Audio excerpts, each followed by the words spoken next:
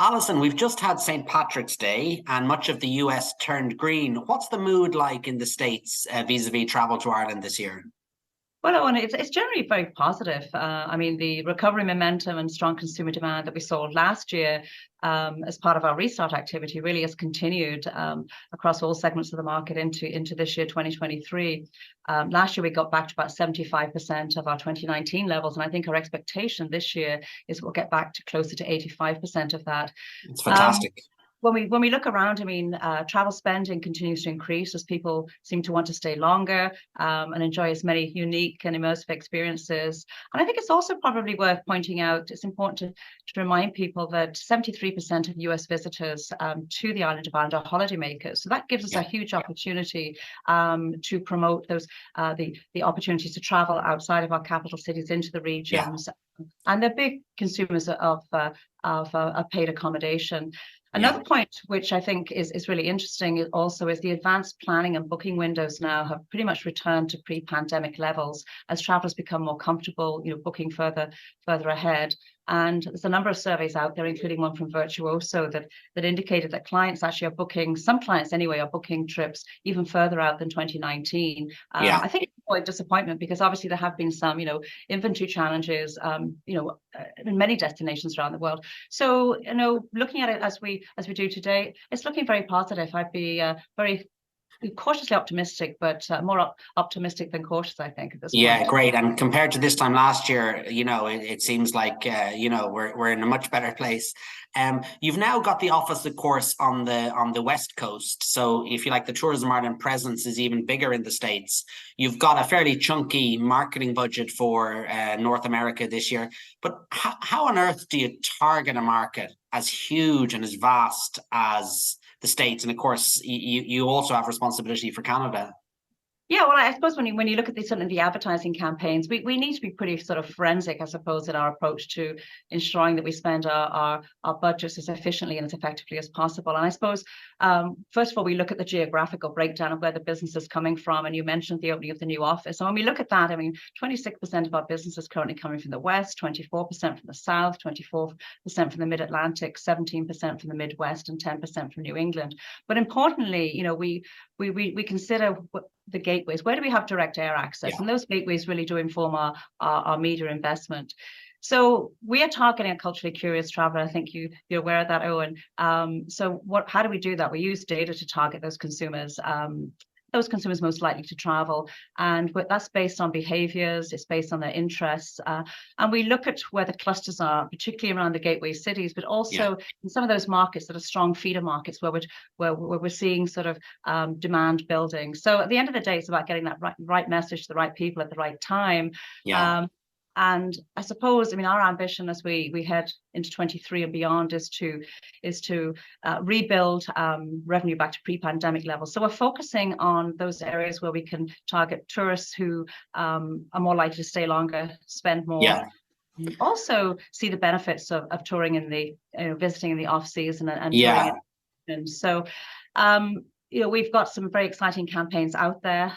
We've had a Green Button campaign out there until this point. We're launching the new global campaign, Fill Your Heart with Ireland, after St. Patrick's Day in early April. And that campaign will reach 70% of our target audience. Yeah. So that's kind of how we go about targeting consumers from a media. And as you say, the money kind of follows the gateways to a certain extent, where there's direct air access. They're kind of the focus areas.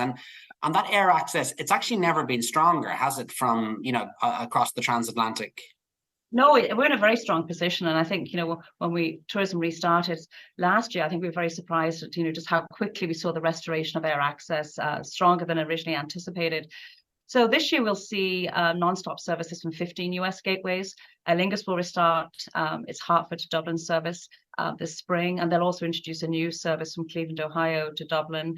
We're also really pleased to see United Airlines bringing back their Chicago to Shannon service. I think it was 2016, 2017 when that last operated. And also American Airlines will be starting their seasonal service from Dallas to Dublin earlier in April. So overall, it's a really, really positive picture. We're back to 100% of our 2019 air capacity. And I think also when you look at that in the context of some of our competitor destinations, other, UK, London, other European countries, other European gateways, we're sitting, we're very competitive. We're sitting in a good position with that 100% sort of restoration of air access. And that's obviously critical. And having non-stop direct air access, I think, is a big consideration when people are planning their trips nowadays. Yeah, and some change from the old days when there was only a handful of direct flights and there was the Shannon stopover and all the rest. It's a very different world now. Oh, absolutely. The Irish American, if you like, diaspora, I think there's 30 million, or there's a huge bulk of them. The vast majority, of course, who have never been to Ireland. So there's kind of rich pickings there. And we know that President Biden has Irish ancestry, and his visit to Ireland has just been confirmed. I think he's coming for 5 days in April. So there's an opportunity to leverage that and really tap into the diaspora market, isn't there? There absolutely is, and as you said, I mean, it's about 32 million Americans claim Irish heritage, so it's almost 10% of the population. The announcement that President Biden will visit is obviously great news. That will, his visit will receive, significant broadcast coverage. So we're going to see, I think, a lot of very powerful and positive images on our TV screens. He's very proud of his Irish heritage, like so many Irish Americans. He hails from Mayo, so anybody along the up and down the Wild Atlantic Way is going to be very pleased with that. Alison, everybody will be claiming that they're his cousin. Absolutely. So we're very fortunate. I mean, very few countries have the depth and breadth of that deep vein. So as we've just come off St. Patrick's Day, it's never been more evident how sort of the deeper vein that is. And we at Tourism Ireland do continue to tap into the diaspora network. So that's business networks, cultural networks, and community and diaspora networks to remind people of their heritage. And also, I think everybody's interested in tracing their roots. And this group, and certainly we saw it during the restart post-COVID, this is a very powerful group that can act as very positive advocates for the rest of the broader leisure market. So March, is always Irish American Heritage Month, and we that started in 1991. There's a presidential proclamation that renews that every single year. So we're very fortunate, and the spotlight that will be put on Ireland with the President's visit, but also over the month of March during St. Patrick's Day that we've just seen, that really is the start of the tourist season. And so really, really important. So we do have a specific strategy. We do try and connect the diaspora to home. But at the end of the day, most of them the heritage is fairly sort of historic. So they become spending visitors just like everybody else. And no one wants to feel a stronger connection to home than the Irish American diaspora. So we're fortunate. And we tap it.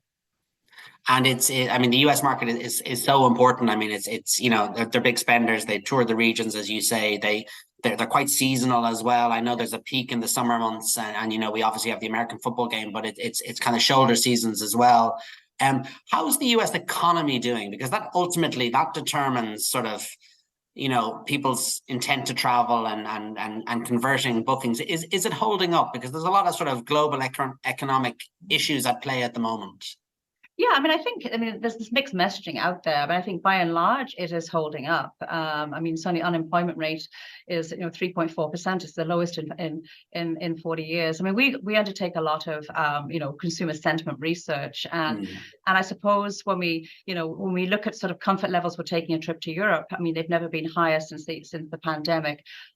It will be fair to say that the biggest concerns for Americans, like so many audiences around the world, is certainly the rising cost of living, inflation, and potential economic headwinds out there. But on the flip side to that, we do see the research would indicate that consumers are prioritizing travel. So I think during COVID, people reassessed a lot of their priorities, and they realized just how important travel is to their lifestyle and to their overall kind of sense of being. So that in of itself is reasonably positive. I mean, the research also shows that a high percentage of those Americans that are planning an international trip, and specifically a trip to Europe this year, are still they've got intention to travel, but they're still in the planning stages. So therein might be an opportunity for us to influence where they go. We want that obviously to be Ireland, and through really good targeted marketing and through our campaigns to create standout, we have an opportunity. So I think at the moment, it's holding up, but yes, there are some headwinds out there. I think we have to continue to monitor it, and it's really important that we don't become complacent. And this really strong level of demand, Alison, will we be able to convert it all, or are there sort of supply challenges that potentially are a handbrake on growth? Yeah, I mean, there's certainly some challenges, I think, Owen, particularly on the car hire front. I think we're going to continue to see, challenges around peak season, summer season demand for car rental. So all we can do there is to encourage travelers to book early. On the accommodation front, again, there's price and availability issues, particularly in the group travel sector, particularly in some of the affinity sectors, educational travel. We are getting some feedback that from operators that if they could get more accommodation, they could actually sell more.